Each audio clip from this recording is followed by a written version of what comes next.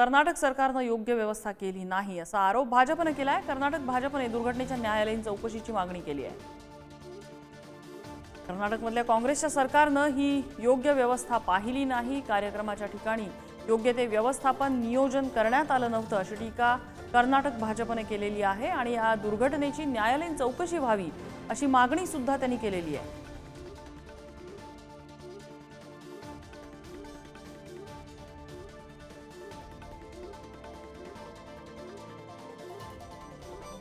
या दुर्घटनेला त्यानंतर आता राजकीय वळण सुद्धा कदाचित लागू शकतं। आरोप प्रत्यारोपांच्या फैरी सुद्धा झळायला सुरुवात झालेली आहे।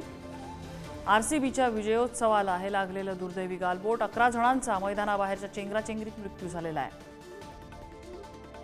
मात्र या प्रकरणाशी आयपीएल किंवा बीसीसीआयचा संबंध नाही असं आयपीएल कडून स्पष्ट करण्यात आलंय।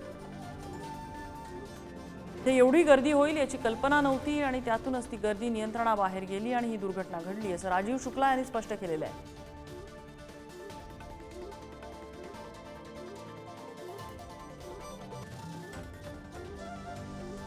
तर गर्दी आवरणं कठीण गेलं, गर्दीचा उत्साह आवरणं कठीण गेलं, त्यामुळे 11 लोकांना आपला जीव गमवावा लागला। ही चेंगराचेंगरी झाली, त्याबाबत दिलगीर व्यक्त करतो असं डी.के. शिवकुमार जे कर्नाटकचे उपमुख्यमंत्री आहेत त्यांनी दिलगिरी व्यक्त केली।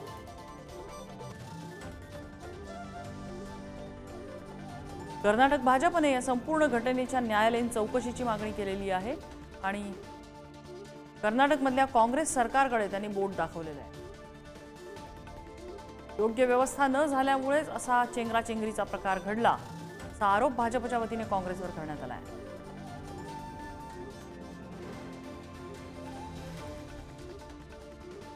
आरसीबीचं मैदानात सेलिब्रेशन होतं आणि त्याच वेळेला मैदानाबाहेर मात्र चेंगराचेंगरी सुरू होती, ज्यामध्ये तब्बल 11 जणांचा मृत्यू झाला आहे। काही उत्साही चाहते हे भिंतीवरून, झाडावरून गेट उघडण्याचा प्रयत्न करून आतमध्ये घुसायचा प्रयत्न करत होते आणि अशाच गर्दीला पांगवण्यासाठी पोलिसांना सौम्य लाठीमार करावा लागला होता।